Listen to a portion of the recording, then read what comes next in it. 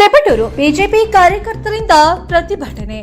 RCB ವಿಜಯೋತ್ಸವದಲ್ಲಿ 11 ಜನ ಅಮಾಯಕರು ಸಾವಿಗೀಡಾದ ಹಿನ್ನೆಲೆಯಲ್ಲಿ ಸರ್ಕಾರದ ಭದ್ರತಾ ವೈಫಲ್ಯವನ್ನು ಖಂಡಿಸಿ ತಿಪಟೂರು ನಗರದಲ್ಲಿ ಬಿಜೆಪಿ ಕಾರ್ಯಕರ್ತರಿಂದ ಪ್ರತಿಭಟನೆ ಮಾಡಲಾಯಿತು.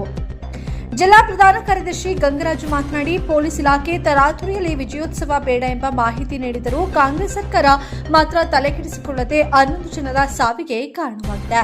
ಕಾಂಗ್ರೆಸ್ ಸರ್ಕಾರ ಅಧಿಕಾರಕ್ಕೆ ಬಂದಾಗಿನಿಂದಲೂ ಕೂಡ ರಾಜ್ಯದ ಜನತೆಗೆ ಒಳ್ಳೆಯ ಆಡಳಿತ ಕೊಡುವ ಬದಲು ಒಂದಿಲ್ಲದ ಒಂದು ಅವಾಂತರಗಳನ್ನು ಮಾಡುತ್ತಾ ಹಾಗೂ ಭ್ರಷ್ಟಾಚಾರದಿಂದ ದಿನ ಲೂಟಿ ಮಾಡುತ್ತಾ ರಾಜ್ಯದ ಕೊಳ್ಳೆ ಹೊಡೆಯುವ ಸರ್ಕಾರವಾಗಿದೆ.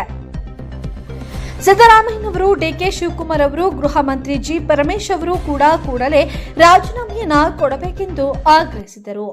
ಈ ಪ್ರತಿಭಟನೆಯಲ್ಲಿ ಬಳ್ಳೇಕಟ್ಟೆ ಸುರೇಶ್, ಸತೀಶ್, ಜಗದೀಶ್, ಬಿಸಲೆಹಳ್ಳಿ ಜಗದೀಶ್, ಗಂಗಾಧರ್, ಅರೆಸಮುದ್ರ, ವಿಶ್ವದೀಪು, ಕರಡಿ ದೇವರಾಜು, ಬಸವರಾಜು, ಜಯಲಕ್ಷ್ಮಿ, ಸಂಧ್ಯಾ ಕಿರಣ್, ತರಕಾರಿ ಗಂಗಾಧರ್, ದತ್ತಣ್ಣ, ದಿಲೀಪ್, ಬಸವರಾಜು, ಸೂಗೂರು ಸೇರಿದಂತೆ ಪ್ರಮುಖ ಮುಖಂಡರು ಉಪಸ್ಥಿತರಿದ್ದರು.